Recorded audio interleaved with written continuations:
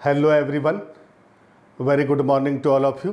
आप सभी का हमारे चैनल सुमन क्लासेस में हार्दिक स्वागत और अभिनंदन। तो आज हम जिस विषय पर बात करने वाले हैं, आज का जो हमारा विषय है वो है सामाजिक स्तरीकरण। इसी को हम अंग्रेजी में कहते हैं सोशल स्ट्रेटिफिकेशन।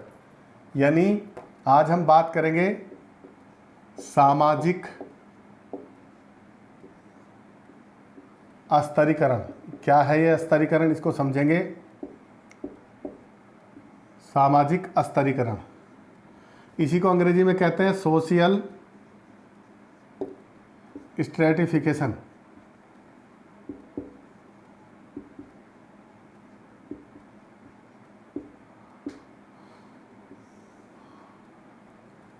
सामाजिक स्तरीकरण है क्या? देखिए, कोई भी समाज, चाहे वो किसी देश में हो, किसी राज्य में हो, किसी प्रांत में हो, दुनिया के किसी भी जगह भी हो, वो स्तरहीन या अस्तरीय नहीं हो सकता। एक तो सबसे पहली बात यह है कि कोई भी समाज, चाहे वो किसी भी जगह का हो, वो वर्ग विहीन या अस्तरीय नहीं है। इसको हम ये कह सकते हैं, कोई भी समाज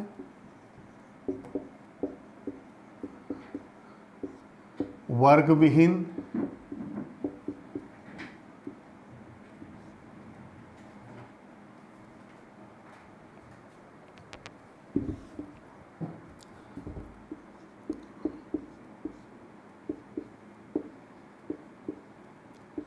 या अस्तरीय नहीं है। इसका अर्थ ये है कि जहाँ भी समाज है वहाँ कोई ना कोई वर्ग है या स्तर है, उसमें कोई ना कोई स्तर पाया जाता है। स्तर से मतलब उच्चता और निम्नता से, मतलब एक सीढ़ी से। समाज के अंदर आपने देखा होगा, हर जगह कहीं ना कहीं कोई समूह, एक समूह दूसरे समूह से ऊंचा या सामाजिक पद में नीचा, या व्यक्ति एक व्यक्ति से ऊंचा या किसी पद में नीचा। ये जो स्तरीकरण है, मतलब एक प्रकार का जो लेवलिंग है, जिसमें छोटा बड़ा क्रम से ये व्यक्तियों की गणना की जाती है, समाज की गणना की जाती है। इसी को हम स्तरीकरण कहते हैं। या फिर ये भी कह सकते हैं हम कि व्यक्तियों का एक दूसरे के संबंध में ऊंचा या नीचा स्थान होना ही स्तरीकरण है, ये भी कह सकते हैं। यानी कि व्यक्तियों का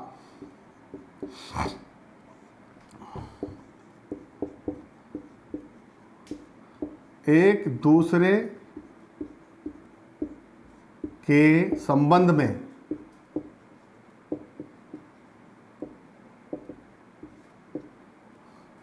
ऊंचा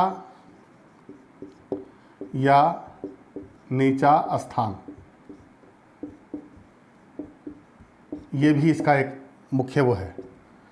यानी जब कोई व्यक्ति कहते हैं वो उस व्यक्ति से बड़ा है, या फला व्यक्ति उस व्यक्ति से छोटा है, या ये समूह उस समूह से बड़ा है, या ये समूह उस समूह से छोटा है, ये जो छोटा बड़ा और उच्चता और निम्नता का जो भाव है, इसी को सामाजिक स्तरीकरण कहा गया है। इसके बारे में अलग अलग विद्वानों ने अलग अलग बहुत सारी चर्चाएं की हैं। मैं मुख्य रूप से इसका जो कंसेप्ट है उसे क्लियर करने की कोशिश करूँगा कि ताकि आपको ये समझ में आ जाए। दूसरे शब्दों में हम ये भी कह सकते हैं कि ये व्यक्तियों का विभाजन है।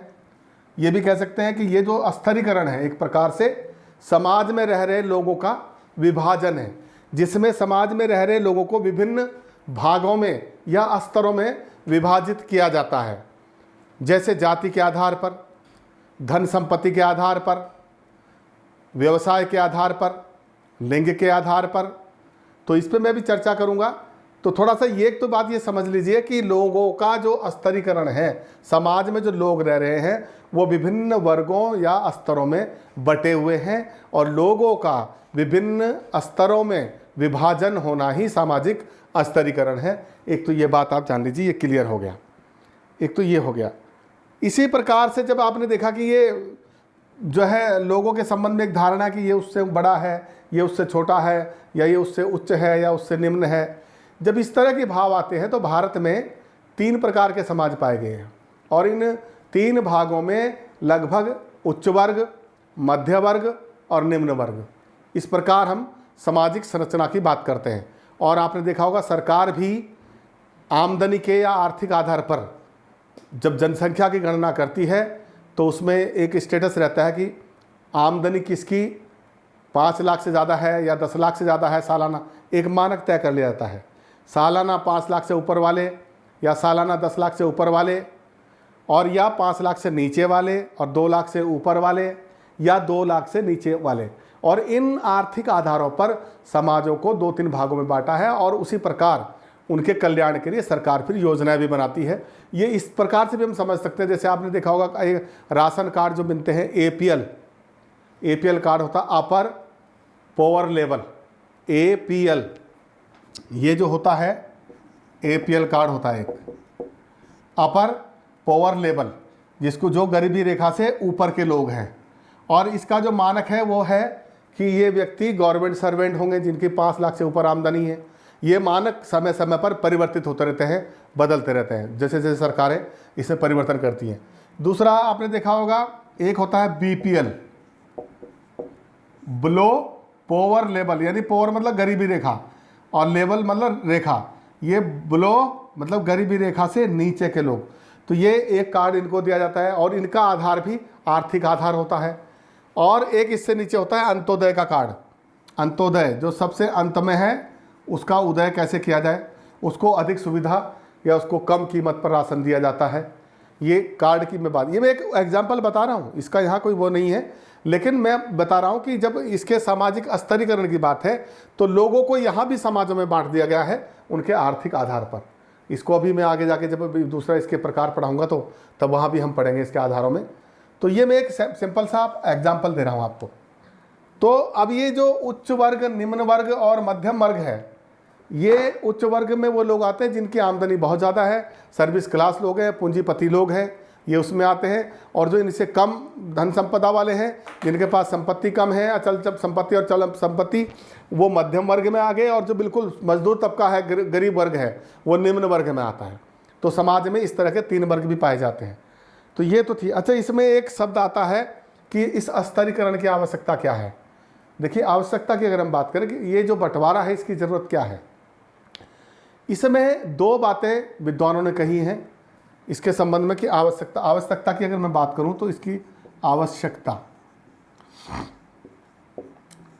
क्यों है इसकी।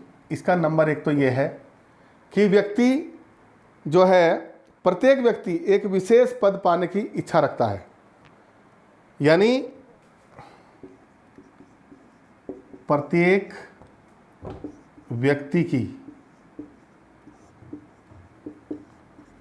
विशेष पद पाने की इच्छा, इसलिए इसकी आवश्यकता होती है।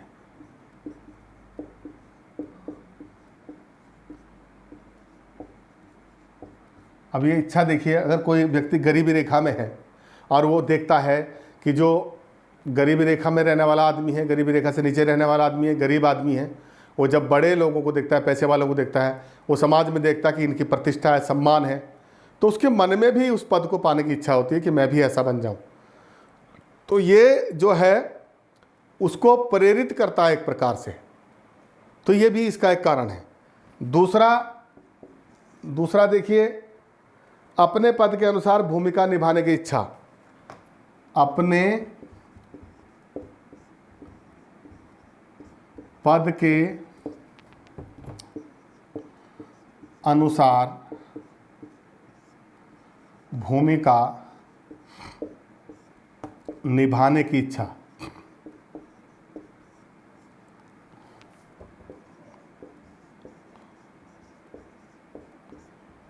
ये भी वही बात है जो ऊपर है, ज़्यादा अंतर नहीं है इसमें।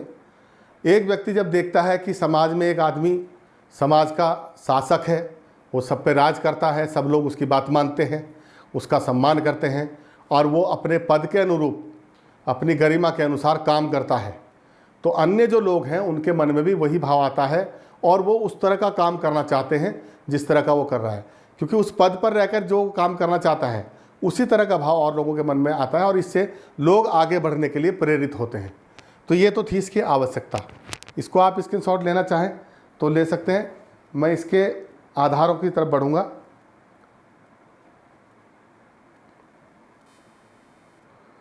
तो ये मैं अब इसके अलावा इसके अगला जो बिंदु है, देखिए एक महत्वपूर्ण चीज़ है कि सामाजिक स्तरीकरण के आधार क्या हैं, इन पर थोड़ी चर्चा कर लेते हैं।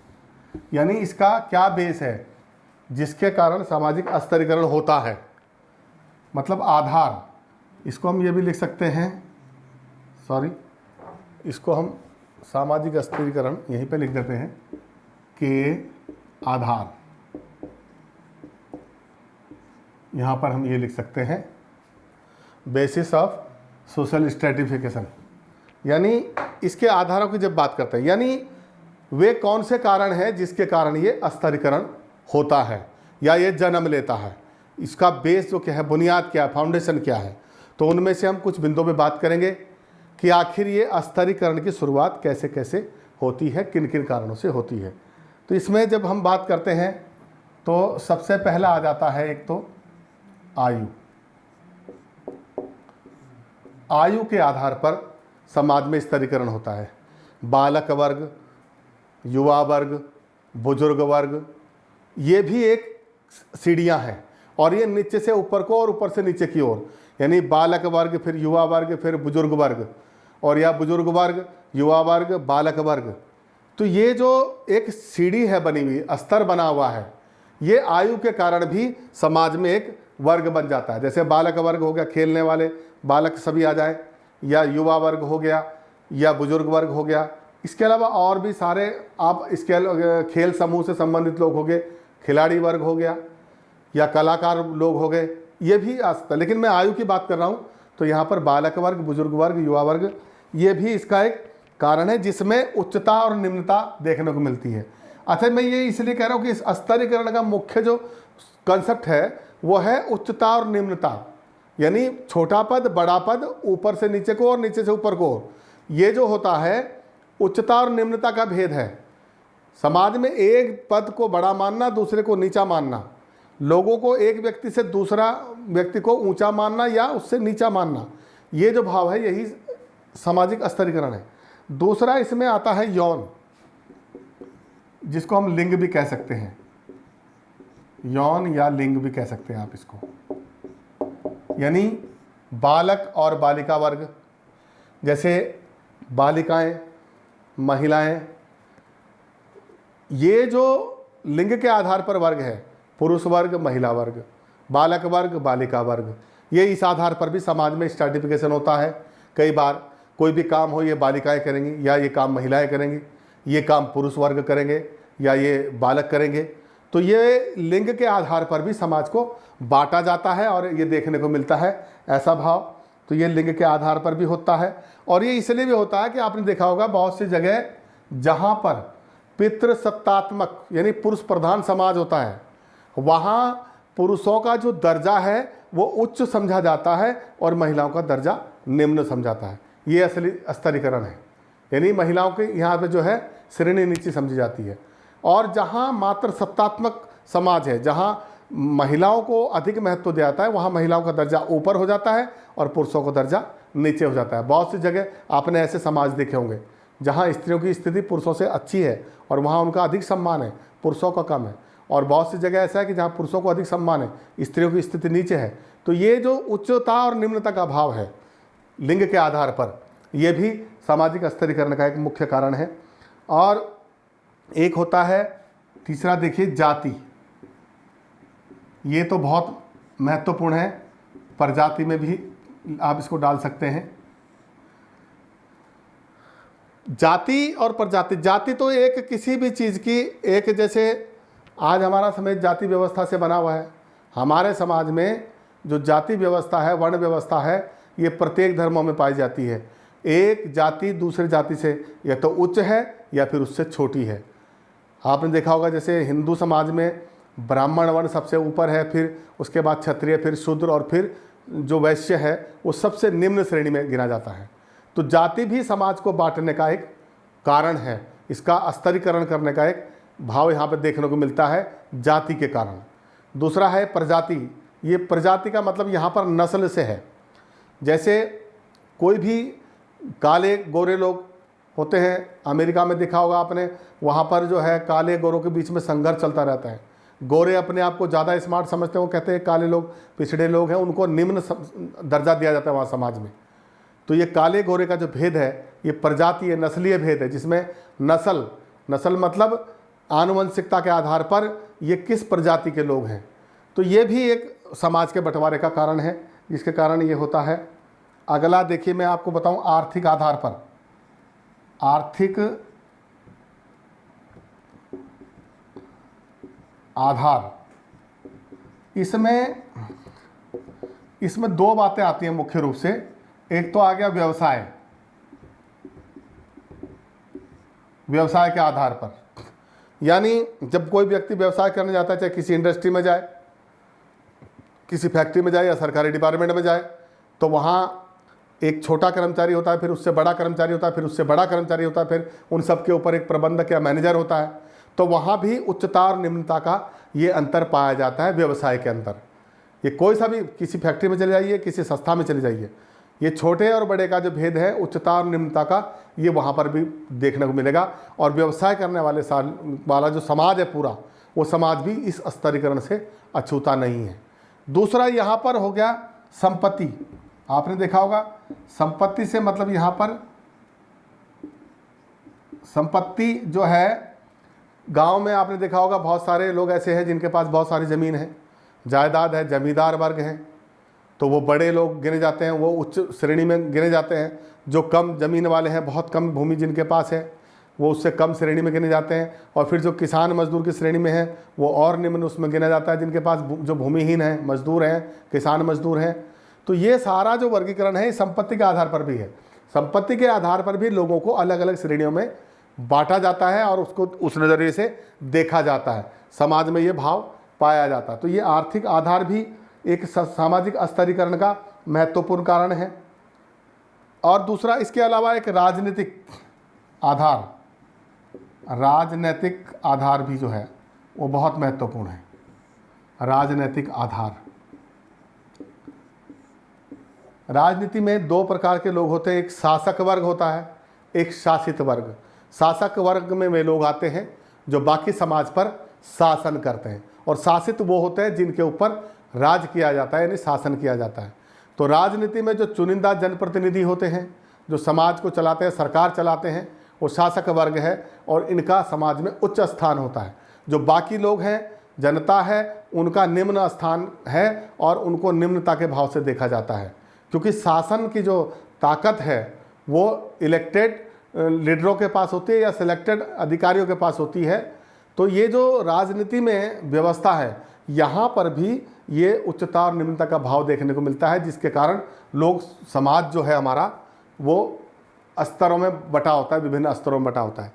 तो ये सारा जो है सामाजिक स्तरीकरण के कारण थे, जिनके कारण समाज में उच्चता और निम्नता का भाव देखने को मिलता है, और लोग विभिन्न समाज में बटे रहते हैं, विभिन्न स्तरों में बटे रहते हैं, और इसी स्तरों में बढ़ करके अपना जीवन वो व्यतीत करते रहते हैं। लेकिन ये स्तरीकरण लगातार हर जगह, हर समाज, हर देश में इसी प्रकार बना रहता है। लोग बदलते रहते हैं, स्तरीकरण बरकरार रहता है। कई बार ये होता है कि जो निम्न वर्ग के लोग हैं वो तरक्की कर करके उच्च वर्ग में चले जाते हैं, लेकिन उनकी जगह फिर दूसरे छोटे लोग आ जाते हैं। तो ये एक क्रम है जो चलता रहता है लगातार। तो मैं समझता हूँ आपको ये सामाजिक स्तरीकरण का टॉपिक समझ में आ गया होगा, आपको क्लियर हो गया होगा कि समाज में विभिन्न लोग विभिन्न स्तरों में किस प्रकार बटे हुए हैं, किन कारणों से बटे हुए हैं। तो ये आपको कंसेप्ट क्लियर हुआ होगा। मैं समझता हूँ कि आपको अच्छा लगा होगा। आप इसको वीडियो को शेयर कीजिए, लाइक कीजिए, और इसके साथ मैं अगले वीडियो में आपसे मिलूँगा। तब तक के लिए थैंक यू, धन्यवाद।